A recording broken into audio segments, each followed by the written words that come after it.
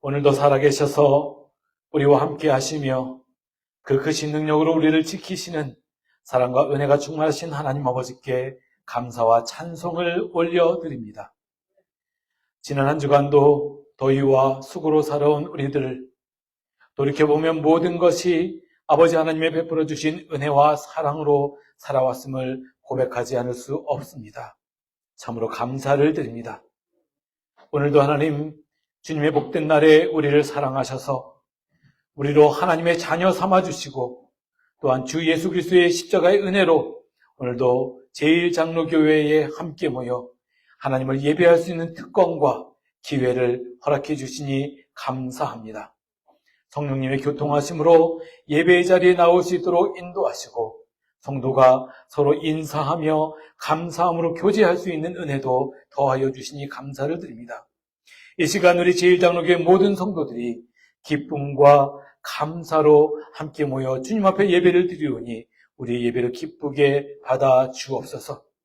그럼에도 불구하고 하나님께서 우리에게 허락하여 주신 하나님의 은혜와 사랑을 값없이 부어주셨건만 지난 한 주간을 돌이켜보면 때때로 하나님의 뜻이 아닌 우리의 본성이 이끄는 대로 나도 모르게 내 욕심이 내 삶에 가득 차 있어서 그 정욕이 인도하는 대로 살아온 적이 많았음을 이 시간 하나님 앞에 참회하며 기도합니다. 주의 하나님 아버지, 우리가 하나님의 은혜로 의인이라 칭함을 받았지만 여전히 하나님 아버지 우리 속에 나란 죄된 것들이 많고 사망의 법들이 하나님 아버지 생명의 성령의 법을 뒤엎어 우리로 하나님 아버지 죄와 악가운데 거하게 하는 줄 압니다. 주의 시간을 갖고 바랍나니 우리를 하나님 긍휼히 여기시고 용서하여 주셔서 다시 한번 십자가의 보혈로 정결케 하여 주시고 우리 모든 성도들 한 사람 한 사람이 주 예수 그리스도와 새롭게 되는 이 시간 되게 하여 주옵소서. 만일 우리가 우리 죄를 자백하면 그는 미쁘시고 의로우사 우리 죄를 사하시며 우리를 모든 불의에서 깨끗하게 하실 것이요 주를 향하여 이 소망을 가진 자마다 그의 깨끗하심과 같이 자기를 깨끗하게 하느니라. 아멘. 구약성경 사무엘상 17장 45절부터 47절까지의 말씀입니다. 구약성경 사무엘상 17장 45절부터 47절까지 있는 말씀입니다. 하나님의 말씀을 제가 봉독하겠습니다. 경청하시기 바랍니다. 다윗이 블레셋 사람에게 이르되 너는 칼창과 칼과 단창으로 내게 나아오거니와 나는 만군의 여호와의 이름 곧 내가 모욕하는 이스라엘 군대의 하나님의 이름으로 내게 나아가노라. 오늘 여호와께서 너를 내 손에 넘기시리니 내가 너를 쳐서 내 목을 베고 블레셋 군대의 시체를 오늘 공중의 새와 땅의 들짐승에게 주어 온 땅으로 이스라엘의 하나님이 계신 줄 알게 하겠고 또 여호와의 구원하심이 칼과 창에 있지 아니함을 이 무리에게 알게 하리라. 전쟁은 여호와께 속한 것인즉 그가 너희를 우리 손에 넘기시리라. 아멘. 아멘. 자, 한번 따라해 봅시다. 다 같이 해봅시다. 하나님의 절대 주권. 다시 한번 해봅시다. 하나님의 절대 주권. 여러분, 주권이 무엇입니까? 주권. The right죠. The right. 주권. 제가 미국 수정헌법은 잘 보지 않았지만, 우리 변호사님께서 오셔서 저보다 더 아시겠지만, 우리 한국 헌법에 보면, 헌법 제1조 1항은 이렇게 기록되어 있습니다. 모든 주권은 국민에게서 나온다. 모든 주권. Every right comes from the people. 이렇게 되어 있습니다. 모든 주권은 국민에게서부터 나온다. 주권이 무엇입니까? 주권. 무언가를 할 수 있는 권리죠. 할 수 있는 권리. 그래서 이 나라에, 우리나라 말에 옛날에 이런 말 있지 않습니까? 민심은 천심이다. 심지어는요, 우리 조선 땅에 4분의 3 백성이 종이었음에도 불구하고 천대받는 사람들이었음에도 불구하고 그 당시에도 왕이 절대적인 권력을 가졌음에도 불구하고 천심은 민심으로부터 나온다라고 하는 말이 있었어요. 물론 이게 우리 성경에서 나오는 말과 비슷하지만 이게 성경적인 말은 사실 아닙니다. 그러나 하나님께서는 우리의 기도를 통해서 하늘의 뜻을 이룬다라고 생각하면 그 말이 맞을 수도 있겠죠. 주권이라는 말은 그래서 어쩌면 절대적인 권리, 절대적으로 행사할 수 있는 권력을 의미하기도 합니다. 요즘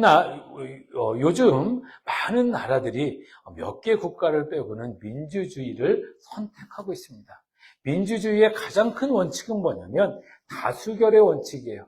자, 우리 라스베가스 제일장로교회가 어떤 일을 결정하려고 할 때 대부분의 일들은 다수결에 의해서, 여러분 한번 손을 들어 보십시오. 그러면 이 안에 대해서 예라고 대답하신 분들이 훨씬 많습니다. 그러면 이 안을 우리 교회가 시행하도록 하겠습니다. 이게 다수결의 원칙이에요. 우리 지난주에도 재직회를 했는데, 여러분 혹시 의견이 있으신 분들은 손을 들어 표해 주십시오. 의견이 없으시면 이 안을 받기로 가하시면 예하십시오 하면, 예하면 그 안이 통과가 되는 겁니다. 이게 다수결의 원칙이라고 합니다. 물론 이 다수결의 원칙 속에서도 우리가 소수의 의견에 귀를 기울이는 것이 지성인으로서 할 일은 맞습니다. 자, 주권이라는 게 그렇게 중요합니다. 이 다수결의 원리에 의해서 선택된 사람들에게 국민들이 권한을 부여해서 그 사람들로 하여금 나라를 다스리게 하는 거예요. 대통령도 우리가 뽑죠, 그죠? 상원의원과 하원의원도 우리가 뽑습니다. 한국의 국회의원들도 우리가 뽑고, 지방의 도지사라든가 주지사라든가 여러 의원들도 우리가 뽑아서 국민이 원하는 사람이, 국민이 어떻게 원해요? 그 사람들이 내가 국회의원이 되면, 내가 대통령이 되면, 내가 시의원이 되면 여러분들 앞에 이러이러한 일을 하겠습니다라고 공약을 내거는데, 저 사람이 국회의원이 되면 저 일들을 해주겠구나, 나는 저 일들을 하는 게 맞아라고 생각하면 그 사람을 뽑아서 그 사람으로 일을 하게 하는 거죠. 그래서 그 사람에게 내 권리를 주는 겁니다. 그러면 그게 주권이 되는 거예요. 그런데 교회에서도 이렇게 많은 민주적인 절차들에 의해서 의결을 하고 시행을 하는데, 몇 가지 문제에 대해서는 우리가 민주적인 절차를 따르지 않는 경우들이 있습니다. 그 경우를 특별히 교회에서는 목회라고 합니다. 여러분, 제가 여러분들을 위해서, 오늘 제가 이제 처음으로 광고를 드릴 거예요. 오늘부터 예배 후에 혹시 저랑 같이 기도하기를 원하시는 분들은 다들 나가서 친교 준비하실 때 잠깐만 남아주세요. 제가 미리 말씀드리는 거예요. 그러면 제가 앞에 계신 분들부터 잠깐 사전 기도 제목을 듣고 같이 기도하는 시간을 가질 겁니다. 자, 제가 여러분과 기도하는 시간은 다수결에 의해서 되는 게 아니죠. 자, 제가 우리 권사님을 위해서 오늘 기도할 건데 여러분 원하시는 분은 손 들어보세요 하고, 많으시군요. 그래서 권사님을 위해서 기도하지는 않죠. 제가 목회 중에 한 부분이 기도예요. 그런데 그 기도를 제가 매일 오후가 되면 한 2시간 정도씩 기도를 하는데, 그 시간에 여러분의 허락을 받고 하는 건 아니잖아요. 이건 뭐냐면, 교회는 기본적으로 우리 민주적인 사회, 미국이나 대한민국이나 민주적인 사회에 주로 있지만, 민주적인 많은 부분들을 절차를 따라서 행정을 하지만, 그러나 교회는 사람의 뜻이 아닌 하나님의 뜻대로 움직여진다는 것을 우리가 알고 있어요. 그죠? 그래서 특별히 교회와 또한 믿음으로 하나님을 고백하는 성도들의 인생은 하나님의 주권 아래에 놓여 있다라고 하는 것입니다. 그래서 그것을 때로 일반적으로는 하나님의 주권이라고 이야기를 하지만, 어떤 분들은요, 나는 하나님의 뜻이 아니면 움직일 수 없습니다. 내가 이 일을 결정하는 데 있어서 하나님께서 말씀하시고 성경을 보면서 이게 깨달음을 주시면 내가 그 뜻대로 행할 것입니다. 하나님은 내 모든 삶의 주인이 되십니다. 라고 이렇게 고백하는 분들에게는 그 하나님의 주권을 따라해 봅시다. 하나님의 절대 주권. 다시 한번 보겠습니다. 하나님의 절대 주권. 그러면 여러분, 제가 질문을 할게요. 이 하나님의 주권 또는 하나님의 절대 주권은 국민에게서 또는 내게서 아니면 성도들에게서 나오는 것입니까? 아니면 말씀을 통해서 나오는 것입니까? 말씀을 통해서 나오는 것입니다. 그래서요, 목사도 그렇고요, 장로님들도 그렇고, 교회를 치리하는 분들이, 찌사님들도 그렇고, 성경을 잘 봐야 돼요. 성경을 일단 많이 보고, 묵상을 많이 해야 된다. 여러분, 성경을 알아야, 모든 원리가 성경에서 나온다고 하는데 성경을 안 봐요. 그러면 우리가 교회에서 어떤 일들을 시행할 수 있겠어요? 어떤 일들을 결정하는 데 있어서 하나님의 뜻을 알 수 있겠어요? 하나님의 모든 뜻은 우리가 요즘은 직통 계시보다는 이미 기록된 하나님의 말씀 가운데 말씀 가운데 나타나 있다고 하는데, 우리가 기도하지 아니하고 말씀 보지 아니하고 그런 상황 가운데서 우리가 교회를 운영해 나가고 목회를 할 수 있겠습니까? 여러분, 제가 목사로서 이 앞에 서서 여러분에게 하나님의 말씀을 설교를 하는데, 우리 목사님은 거의 말씀을 안 봐요. 그래도 우리 목사님은 천재여서 하나님의 지혜가 충만해서 입만 벌리면 하나님의 말씀이 따다다다 나와요. 이렇게 밖에 나가서 얘기할 수 있겠어요, 여러분? 아니죠. 아니죠. 제가 설교를 준비할 때에 말씀을 처음에 준비합니다. 월요일 저녁 때쯤에 되면 오늘 주일날 설교할 본문과 제목이 결정이 돼요. 월요일날 낮엔 좀 쉬고 사람들 좀 만나고 친구들하고 이야기도 좀 하고, 저녁 때 집에 와서 저녁 때쯤 되면 제가 기도하고 나서 그 다음에 하나님 앞에 기도하면서 말씀을 준비합니다. 그리고 와서 본문이 정해지면 화요일부터는 이 본문을 막 읽어요. 거의 외울 정도로 읽고, 그 앞뒤에 있는 것도 읽고, 그 다음에 관련된 것들 하나님께서 지혜를 주시면 또 찾아옵니다. 그것을 이제 컴퓨터에다 막 적어요. 구절들을 막 적고 하나님 앞에 기도하기 시작해. 이 말씀을 가지고 하나님, 이 말씀이 저에게 주시는 의미는 무엇입니까? 하나님, 이 말씀이 우리 성도들에게 주시는 바는 무엇입니까? 하나님, 이 말씀이 우리 교회에게 주는 바는 무엇입니까? 묵상하기 시작합니다. 그래서 말씀을 정리하기 시작해요. 한번 정리하고, 그 다음에 또 정리하고, 또 정리하고, 다 읽어보면서 순서도 바꾸고, 뺄 거 빼고, 붙일 거 붙이고. 그래서요, 다 준비될 때는 보통 금요일 밤이라고 하면 새벽 2시 정도 됩니다. 그러면 일단 어느 정도 준비가 되면 제가 이제 잠을 청합니다. 그리고 나서 토요일 날 다시 한번 봐요. 다시 한번 보면서 주보를 작성을 하고 그다음에 교회 준비해서 오게 됩니다. 물론 그 가운데에 말씀에 따라서 찬송을 정하고 교동문도 정하고, 그다음에 우리가 오늘 처음에 읽으면서 시작하는 예배의 부름 말씀이 준비된 다음에 말씀에 따라서 정하게 됩니다. 그러니까 여러분, 어쩌면 우리가 그냥 별 생각 없이 예배의 부름 하나하나가 중요해서 우리가 예배를 드린다라고도 이야기할 수 있지만, 이 예배의 부름, 예배의 부름, 찬양, 모든 축도까지 하나의 주제로 쭉 연결이 되게끔 이렇게 하나님께 기도하면서 준비합니다. 그런데 여러분, 우리 목사님은 천재야. 우리 목사님은 예수님 같아. 말씀 한 번 다 알아. 여러분, 그렇게 가서 어디 가서 전도할 수 있겠어요? 그렇게 전도하면 큰일 나요. 제가 이단이 돼요. 어느덧 여러분이 저를 사랑하시고 좋아하기 시작해서 한 3, 40년 지나면 아마 새로운 교가 탄생할지도 모릅니다. 그러지 않아요, 저도 발버둥 치면서 노력을 해요. 발버둥 치면서 막 머리가 막 깨질 정도로 막 어떨 때는 생각이 안 나면 하나님 앞에 한숨 쉬면서 기도하시면서 제발 좀 알려주세요. 그러면서 준비하는 게 말씀이에요. 오늘 말씀은 하나님의 절대 주권인데, 이 성경에 보면 하나님의 주권을 가장 잘 나타낸 인생이 있습니다. 그 인생이 누구냐면 여러분이 잘 아는 다윗이라고 하는 사람입니다. 킹 데이빗이죠. 잠깐 다윗의 어린 시절로 한번 가보실까요? 시편 23편 1절부터 6절까지의 무슨 말씀을 보면 다윗이 이렇게 고백을 합니다. 아시는 분은 같이 해볼게요. 시작. 여호와는 나의 목자시니 내가 부족함이 없으리로다. 그가 나를 푸른 풀밭에 누이시며 쉴만한 물가로 인도하시는도다. 아멘. 여러분, 이 말씀이요. 그러면서 이제 이게 1절, 2절 말씀이거든요. 쭉 6절까지 말씀까지 지내오게 되는데, 6절 말씀에 다윗이 뭐라고 고백하냐. 그러므로 나의 평생에 내가 여호와의 집에 영원히 거하겠습니다. 라고 고백을 해요. 이 시가 언제 지어진 거냐면요. 다윗이 약 14세, 15세 때 지은 시예요. 그때 다윗의 직업은 무엇이었냐면 그냥 학생, 중학생, 고등학생이 아니었어요. 다윗에게는 7명의 형이 있었습니다. 그래서 총 8형제였죠. 여동생도 있었다는 것 같은데, 여자 형제도 있었다는 것 같은데 성경에 그 부분은 잘 나타나 있지 않습니다. 그래서 다윗이 아들로는 8번째 아들이에요. 자, 막내 아들이죠. 성경에 보면 그 아비 이새가 늙었다라고 기록되어 있어요. 늙었다.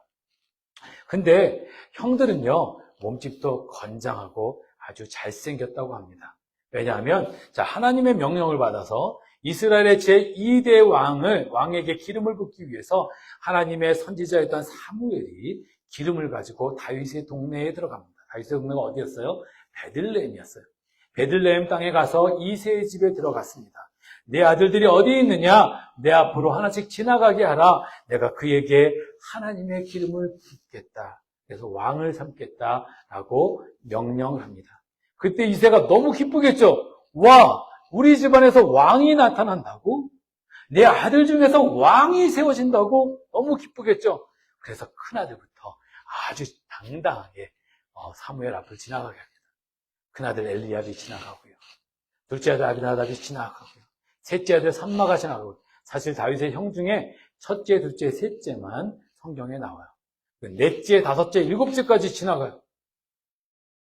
사무엘이 볼 때, 하나님의 사람 사무엘이 볼 때 첫 번째부터 일곱 번째까지 너무 외모도 출중하게 잘생겼고 등치도 아주 좋고 근육도 좋고 남자답고 지혜롭게 할 만큼 탐스럽기도 하고 그런 사람이었어요. 그래서 하마터면 성경에 보니까 첫째에게도 기름을 부으려고 했고 둘째에게도 기름을 부으려고 했고 셋째에게도 일곱째에게도 기름을 부으려고 했어요. 그런데 그때마다 하나님께서 잠깐만 아니야. 그럼 하나님께서 뭐라고 말씀하시냐면 사람은 외모를 보고 판단하지만 나는 그 중심을 본다. 중심이 뭐예요? 중심이. 그 사람이요. 사람의 윤리와 가치와 도덕을 따르는지 이 사람이 하나님의 말씀을 따르는지 하나님의 마음을 가지고 있는지를 본다라는 거예요. 저는 여러분이 하나님의 마음을 가진 사람 됐으면 좋겠습니다. 우리가 이 땅을 살아가면서 당연히 이 땅의 가치, 이 땅의 법률에 순종하고 사람들이 보기에 착하고 아름다운 사람으로 살아가야 되는 것은 맞지만 그거보다 더 우선되는 것이 하나님께 합한 사람이에요. 그게 바로 하나님의 주권, 하나님의 절대 주권을 인정하는 사람의 모습입니다. 우리가 계속해서 말씀하잖아요. 하나님께 복을 받은 사람은 범사에 어떠한 형편에 처하든지 간에 뭐예요? In all circumstances. 내가 내 뜻대로 되든지 내 뜻대로 안 되든지 상관없이 하나님께 감사하라. 이게 하나님께서 우리에게 주신 명령이라면 내가 마음에 안 들어도 내가 불편해도 내가 하나님께 감사하는 거예요. 그게 하나님의 주권을 인정하는 사람의 삶의 자세예요. 근데 다윗이 그랬어요. 이 당시에 사무엘이 기름 부을 때 다윗이 뭐하고 있었는지 아세요?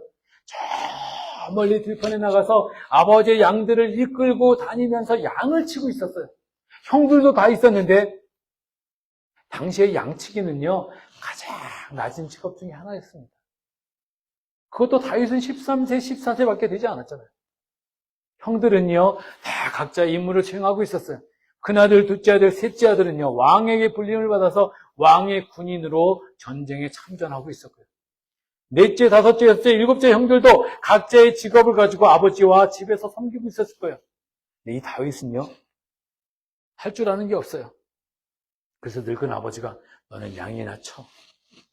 양치기는요 당시에 천한 직업이었고 말씀드린 대로 그리고 한 번 양을 데리고 밖에 나가면요 그날 바로 집으로 돌아오는 것이 아니라 들판에서 밤을 새야 하는 경우도 있었고요. 한지에서 비를 맞으면서 잠을 자는 경우도 있었어요. 참 슬픈 일이에요. 어린 다윗이, 진짜 어린 다윗이. 여러분 자녀들 중에서 그 어린아이가 그렇게 한다고 생각해 보세요. 차라리 내가 하고 말지. 요즘 부모님들은 그럴 거예요. 그런데 그렇게 했다는 겁니다. 근데 이 다윗이요. 어린 다윗이 양을 치면서 보니까 자기가 양을 돌보고 있는 거예요. 돌보고 있는 거예요. 가장 주된 임무는 저 성경의 2절 말씀에 나오는 것처럼 내가 다윗이 양들을 푸른 풀밭을 찾아 누이고 쉴 만한 물가로 인도하는 그 역할을 자기가 하는 거예요. 여러분, 제가 계속 말씀드리지만 라스베가스에 사는 여러분들은 축복된 분들이에요. 왜냐하면 이스라엘을 가지 않아도 이스라엘을 경험하고 있기 때문이에요. 이스라엘은요, 지금 라스베가스하고 똑같아요. 조금만 밖으로 나가면 광야가 펼쳐져 있습니다. 사막이 아니에요. 광야예요. 광야는요, 돌무더기도 있고 커다란 바위도 있고 선인장들이 가득 차고 그 안에 불뱀과 정갈들이 가득 찬 것이 광야예요. 위험한 것들이 많습니다. 이 위험한 것을 양들을 데리고 다니는 거예요. 오늘 17장 읽었잖아요. 17장 이 앞절의 말씀에 보면 다윗이 이렇게 고백해요. 사울에게. 사자가 내 양들을 입에 넣고 물어뜯으려고 할 때 내가 그 이빨을 뽑았습니다. 곰이 내 양을 붕붕 펴잡고 찢어버리려고 할 때 내가 그 곰을 쳐 죽였습니다. 여러분, 이게 믿어지세요? 어린 소년이 사자와 싸우고 곰과 싸운다는 게 믿어지세요? 총이라도 있으면 좋겠어요. 그런데 아쉽게도 그 당시에는 총이 발명되지가 않았어요. 다윗이 고백하는 것처럼 4절 말씀에 고백하는 것처럼 단지 막대기와 지팡이가만 있었을 뿐이에요. 근데 막대기와 지팡이로 이 사자와 곰을 쳐 죽였대요. 이게 가당치나 한 것입니까? 자, 두 번째, 오늘 말씀에서와 같이 다윗이 이제 엘라 골짜기에 갑니다. 사실 조금 전에 말씀드린 것처럼 첫째, 둘째, 셋째 영이 사울 왕의 군대가 돼서 지금 엘라 골짜기에는 전쟁이 벌어지고 있어요. 요즘 아시죠? 팔레스타인, 옛날에 성경말로 하면 블레셋. 근데 현대의 팔레스타인과 성경의 블레셋은 전혀 다른 사람들이라고 제가 지난번에 말씀드렸어요. 우리가 연결 지으면 안 됩니다. 성경에는 블레셋이 지금 그 팔레스타인이니까 이스라엘이 다 쓸어야지. 아니에요, 여러분. 다른 사람들이에요. 그것도 신앙적으로 연결시켜서도 안 됩니다. 근데 이 블레셋에 골리앗이라고 하는 아주 거대한 2m 30 정도의 덩치에 힘도 무지하게 센 골리앗이 블레셋 군인들을 데리고 엘라 골짜기 한쪽에 진을 쳤어요. 그리고 이스라엘 백성에게 전쟁을 겁니다. 이스라엘 나라에. 그러니까 사울 왕이 아니 저놈들이 또 쳐들어왔어. 그래가지고 이스라엘 군대를 데리고 또 엘라 골짜기에 가서 맞은편에 진을 칩니다. 그런데 보니까 이 블레셋 군대의 골리앗이 너무 장대한 거예요. 사울 왕도 키가 다른 사람보다 목이 하나 컸다고 그랬어요. 보통 사람보다. 그런데도 자기가 보기에도 이 사람은 거인이고 이 사람 주먹에 한 대 맞으면 다 죽을 것 같은 거예요.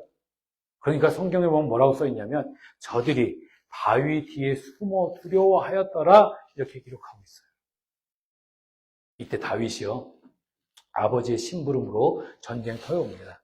아버지의 심부름은 뭐였냐면 형들이 배가 고플 거니까 형들에게 여러 가지 음식을 가지고 가서 왕에게도 좀 드리고 형들에게 음식을 먹게 하라. 그래서 다윗이요 끙끙 메고 양이 좀 많았대요. 이렇게 이제 살펴보면 끙끙 메고 형들에게 갑니다.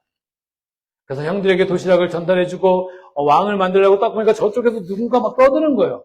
그래서 봤더니 골리앗이라고 하는 블레셋의 장군이 이스라엘 사람들을 모욕하고 있는 거예요. 그래서 뭐라고 모욕하나? 아니 감히 하나님의 나라인 이스라엘을 모욕해?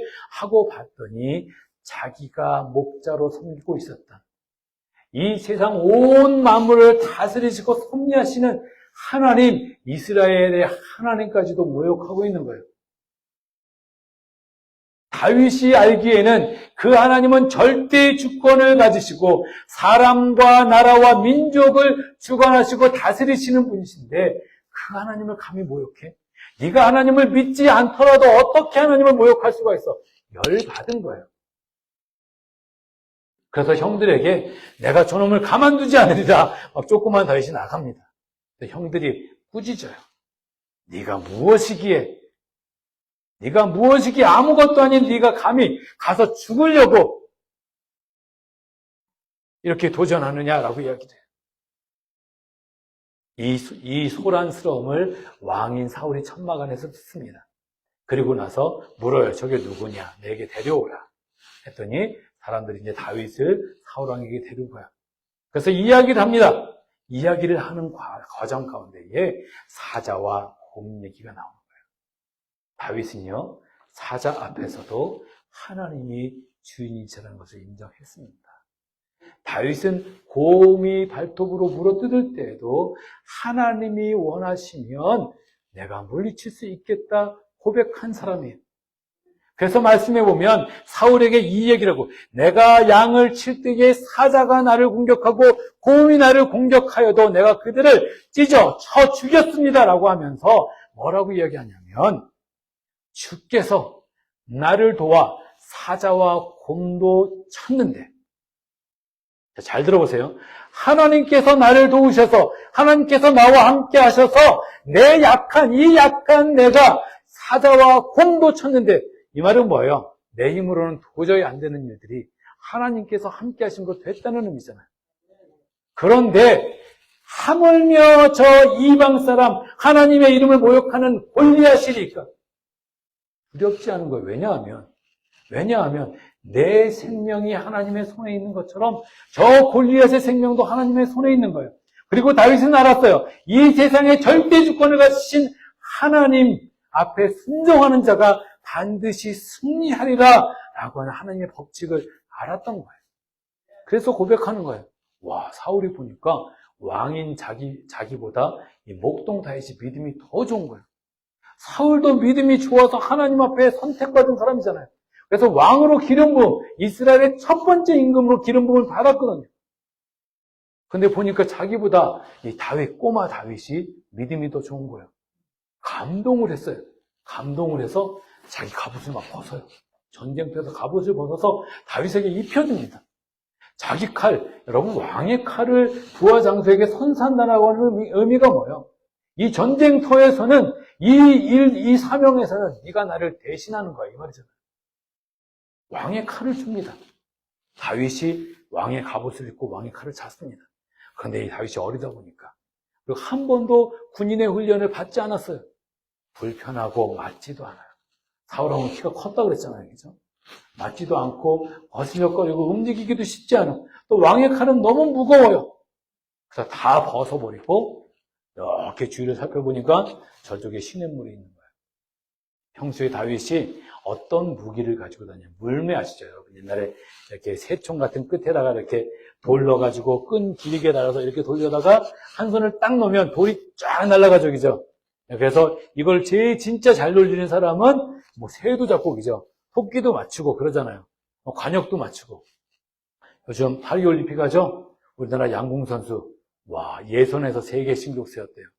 그죠? 할렐루야. 감사합니다. 그런데 다윗이 자기에게 가장 편한 시내에 가서 돌 5개, 매끄러운 돌 5개, 거의 동그란 모양이겠죠? 돌 5개를 주머니에 집어넣고 물매를 가지고 이 골리앗에게 나아갑니다. 나아갔더니 골리앗이 뭐라고 이야기를 하냐면요. 깔깔깔 비웃는 거예요. 깔깔깔. 네가 나를 들에 개로 하느냐? 네가 막대기를 가지고 물매를 가지고 나오느냐? 그러니까 골리앗의 눈에는요. 저거는요. 아무리 잘 던져도 자기 등치, 자기 힘에 비하면 무기도 되지 않는 거예요. 골리앗에게는 골리앗의 방패를 잡는 소년이 있었고 골리앗의 창을 들고 따라오는 또 군인이 하나 있었어요. 그 정도로 골리앗은 장대한 사람이었던 거예요. 그러니까 다윗이 뭐라고 고백해요? 오늘 말씀 다시 한번 보여주실래요? 45절 말씀, 맨 첫 번째.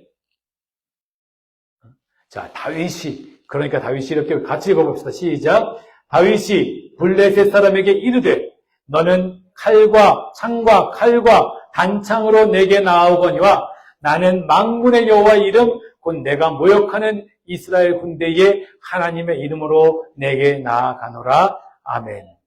여러분 다윗이 물매를 가지고 나아간다 그랬어요? 돌멩이를 가지고 나아간다 그랬어요? 아니요.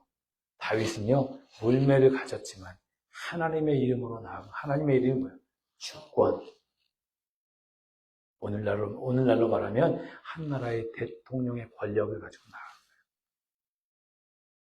오늘날로 말하면 일반적으로 이야기하면 하나님의 절대 주권을 가지고, 하나님의 절대 주권이 뭐예요? 사람의 생과 사와 화와 복을 주관하신. 여러분의 인생이 하나님의 손에 있습니까? 아멘. 여러분의 죽음이 하나님의 손에 달려 있습니까? 아멘. 여러분, 그러면 내가 아파도, 내가 힘들어도, 내가 움직이지 못해도 이거 모든 것들이 하나님의 손에 달려있다. 하나님, 나는 하나님의 주권을 인정하는 믿음의 사람입니다. 라고 하면 감사해야겠죠. 그게 믿음의 사람들의 고백입니다. 그래서 다윗이 어떻게 해요? 이겼어요. 할렐루야. 이겼어요. 옛날 다윗과 골리앗 영화에 보면 이 골리앗이 먼저 창을 던진다 막. 다윗이 막 이렇게 피하다가 막 옆에 좀 상처도 나고 하는데 다윗이 물맷돌을 던져서 쫙 날아가는데 그 영화, 제가 어릴 때 본 영화인데요. 그 영화에 보니까 물매가 쫙 날아가는데 중간에 갑자기 하늘에서 빛이 이 돌 가운데 임해요. 이 돌 가운데 상상되시죠? 그래서 돌이 갑자기 번쩍 빛나더니 쫙 힘이 더해져가지고 파워업 해가지고 가가지고 골리앗의 이마에 딱 꽂히는 거예요. 이 큰 골리앗이 확 넘어져서 죽어요. 블레셋 사람들이 도망갑니다. 이건 영화인데 실제로 어떻게 됐는지 저는 잘 모르겠어요. 그런데 하나님께서 하셨다. 여러분의 삶 가운데요, 어려움들이 있을 때마다 이것은 하나님의 속한 것입니다. 여러분, 다윗이 뭐라고 고백해요? 전쟁이 하나님의, 우리 47절 한번 보이실래요? 47절 다음 보면 밑에 세 번째 줄 보세요. 시작. 전쟁은 여호와께 속한 것인즉 그가 너희를 우리 손에 넘기시리라. 여러분, 우리가 만난 문제가 아무리 크고 아무리 어려워도 전쟁이 하나님께 속했다라고 우리가 고백하고 믿으면 하나님 도와주시는 거예요. 그때 하나님이 우리의 목자가 되어주시는 겁니다. 여러분, 양이 목자 아닌 다른 사람을 쫓아간다고 생각해 보세요. 그 끝은 뭐예요? 죽음이에요. 죽음. 양이 자기를 인도하는 선한 목자를 쫓아가면 어떻게 돼요? 푸른 불밭에 누이시며 쉴 만한 물가로 인도하십니다. 안식과 평안이 있는 거예요. 여러분, 우리가 이 세상을 살아가면 우리 고백하잖아요. 하나님, 이 세상은, 특히 라스베가스에 살아가는 우리들은 이 세상은 범죄의 땅이고 죄악의 땅이고 신시티입니다. 하나님, 내가 여기서 하나님의 빛을 바라면서 살기를 원하는데 쉽지 않아요. 쉽지 않아요. 여러분, 어두움 가운데서 어두움이 살아가기는 너무 쉬워요. 빛 가운데서 빛이 살아가기는 너무 쉬워요. 근데 어두움 가운데서 빛이 살아가기는 진짜 힘든 거예요. 왜냐하면 너무 눈에 잘 띄어. 너무 눈에 잘 띄어요. 그런데 그럼에도 불구하고 하나님, 내가 빛의 갑옷을 입고 내가 주님 말씀대로 살아가겠습니다. 하나님을 사랑하고 이웃을 사랑하고 이 땅 가운데서 예수님이 사람들을 사랑하셔서 자기의 목숨까지 들이셨던 그 헌신과 희생을 본받아 하나님, 나도 나의 삶을 통하여 예수 그리스도의 삶을 드러내고 나도 나의 인생의 발걸음을 통해서 많은 사람들을 도와주고 어려운 사람들을 일으켜주는 그러한 삶을 살아가겠습니다라고 고백하며 살아간다면 그게 내 힘으로 되는 거예요? 아니요. 하나님의 힘으로 되는 거예요.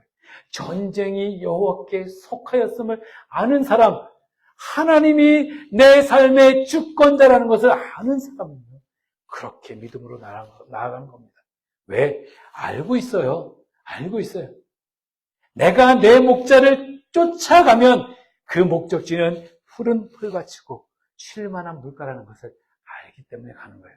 그러므로 여러분, 성경이 말하는 하나님의 주권은 뭐냐면 우리가 하나님의 주권, 어떻게 보면 민주주의 사회에 익숙한 우리들은요, 어떤 한 대상에 대해서 내 삶을 완전히 그에게 맡긴다라는 것은 억울한 일일지도 몰라요.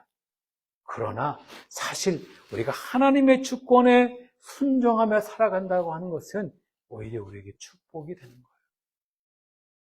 목자 되신 하나님께서, 아버지 되신 하나님께서 여러분의 인생을 이상한 곳으로, 멸망의 곳으로, 죽음의 곳으로, 상함이 있는 곳으로 인도하시겠습니까? 여러분, 자녀가 있으면, 여러분 가족이 있으면 그 가족을, 그 자녀를 그러한 곳으로 인도하시겠습니까? 아니죠. 될 수 있으면 좋은 곳으로, 될 수 있으면 안전한 곳으로, 될 수 있으면 기쁜 곳으로 인도하고 함께하기를 원하는 거잖아요. 하나님은 더한 분이세요. 하나님은 더한 분이세요. 그러기 위해서 내가 너를 창조했다라고 말씀하시는 분이세요. 내가 너와 함께 영원한 즐거움을 누리기 위해서 내 코에 생기를 불어넣었다라고 말씀하시는 분이세요. 내가 너와 함께하기 위해서 너를 내 형상으로, 내 이미지로 만들었다라고 고백하시는 분이세요. 그리고 그분은 죄와 악과 허물 가운데서 헤매어 죽은 가운데에 빠져 들어가는 우리들을 바라보시면서, 아니 이미 죽었던 우리들을 보시면서 하나님께서는 손을 내미시면서 내가 너를 위해서 대신 죽겠다라고 말씀하셨습니다. 여러분, 오늘도 그 하나님 앞에 우리의 믿음을 고백하며 나아갔으면 좋겠습니다. 하나님은 우리의 축복이십니다. 하나님은 우리의 생명이 되십니다. 하나님은 우리의 주인 되십니다라고 고백하면서 오늘도 주님 앞에 나아가는 우리 모두가 되기를 예수님의 이름으로 축복합니다. 함께 기도하겠습니다. 그렇습니다. 하나님, 주님만이 우리의 주인 되시고 주님만이 우리의 참 목자이심을 고백합니다. 여호와는 나의 목자시니 내가 부족함이 없으리로다. 그가 나를 푸른 풀밭에 누이시며 쉴 만한 물가로 인도하시는도다. 고백한 다윗과 같이 우리도 하나님 허락하신 이 인생길을 살아가면서 한 걸음 한 걸음 또 속에 때로는 돌에 부딪히기도 하고, 때로는 발에 상처가 나기도 하고, 때로는 넘어지고, 때로는 쓰러지기도 하지만 하나님 그 가운데서 나와 함께 하시는 주님의 손을 붙잡고 하나님 주님 허락하신 그 영원한 안식을 향하여, 그 놀라우신 은혜와 평강을 향하여 날마다 주님과 나아가는 저희들을 인도하여 주옵소서. 때로는 어렵고, 때로는 힘들고, 때로는 하나님 억울하고, 불안하고, 두려울 때가 있습니다. 그러나 어떠한 상황 가운데서든지 하나님께 붙잡힌 바 된 자로서 주의 뜻을 향해 나아가는, 주의 주권을 인정하며 주님 앞에 감사로 나아가는 우리 라스베가스 제1장로교회 모든 성도들 되시도록 하나님 인도하여 주옵소서. 오늘도 함께 하시는 주님을 찬양합니다. 감사드리며 예수 그리스도의 이름으로 기도드리옵나이다. 아멘. 이제는 우리 주 예수 그리스도의 은혜와 우리 하나님 아버지의 놀라우신 사랑하심과 성령님의 교통하시고 역사하심이 오늘도 하나님을 우리 삶의, 우리 교회의 인생 가운데의 주인으로 모시고 고백하며 살아가는 성도 한 사람 한 사람 머리머리 위에, 사랑하는 우리 라스베가스 제1장로교회 위에 이제부터 영원토록 함께하기를 간절히 축원하옵나이다. 아멘.